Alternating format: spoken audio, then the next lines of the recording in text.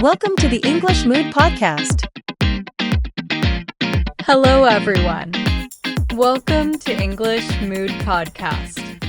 I'm Nora, and I'm really happy you're here today. Today's episode is not about studying more. It's about studying better. Because the truth is, most English learners are not lazy. They're tired. They try hard. They spend hours. They watch videos. They memorize words. But they still feel stuck. So today, I want to share 7 powerful ideas that are not just motivational. They are supported by research in how the brain actually learns. And when you understand how your brain works, learning becomes lighter, faster, and much more enjoyable. Let's begin. The first idea is simple but powerful. Short sessions beat long sessions. Many people think they need 2 or 3 hours of study every day. But after about 30 minutes, your attention naturally starts to drop. Your brain gets tired. You might still be looking at the page, but you're not really absorbing anything. Research in cognitive science shows that learning works better when it's spread out. So instead of one long session, try studying for 25 minutes with full focus. Then take a 5-minute break. Stand up. Stretch. Move your body. Drink water. When you come back, your brain is refreshed. And during that short break, your brain actually starts organizing what you just learned. It's not about doing less. It's about using your energy wisely. The second idea is about mixing skills. A lot of learners study in blocks. One day grammar. Another day listening. Another day speaking. But your brain learns better when skills are connected. For example, listen to something for 10 minutes. Then write a few sentences using what you heard. Then say those sentences out loud. Now your brain is not just receiving English. It is using English. Listening builds understanding. Speaking builds fluency.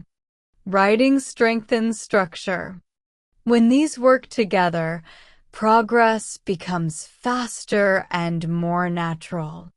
The third idea might challenge you a little. Speak before you feel ready.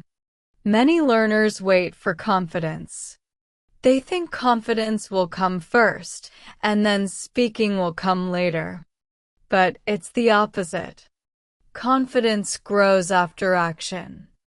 When you try to speak, even imperfectly, your brain becomes more active. You notice what you don't know. You search for words. You build sentences. That effort strengthens learning. This is why learners who only listen and read often feel stuck. They understand a lot, but when it's time to speak, nothing comes out. Speaking is not the result of fluency. Speaking is the path to fluency. The fourth idea is to teach what you learn. There is something very powerful that happens when you explain something to someone else. After learning a new phrase, try explaining it out loud. Say how it works. Give an example. Explain when to use it, even if you're alone. When you teach, your brain organizes the information more clearly. It moves from simple memory to real understanding. If you can explain it simply, you truly know it. The fifth idea is to test your memory instead of rereading. Many learners review by reading their notes again and again. But research shows that trying to remember something without looking is much more effective. Close your notebook. Try to recall the phrases. Say them out loud. Write them from memory. When remembering feels a little difficult, that's actually a good sign. That small challenge strengthens memory. Learning is stronger when your brain has to work a little. The sixth idea is about sleep. Sleep is not a break from learning. It is part of learning. When you sleep, your brain reorganizes and strengthens what you studied during the day. So before bed, spend just 3 calm minutes reviewing your key phrases. Say them softly. Imagine using them in a real conversation. Then go to sleep. You may notice the next morning that the words feel more familiar. Sometimes progress happens quietly while you rest. The seventh idea is about focus. Trying to improve everything at once creates mental overload. Instead, choose one clear focus for 1 or 2 weeks. Maybe this week you focus on speaking in past tense. Maybe next week you focus on daily conversation phrases.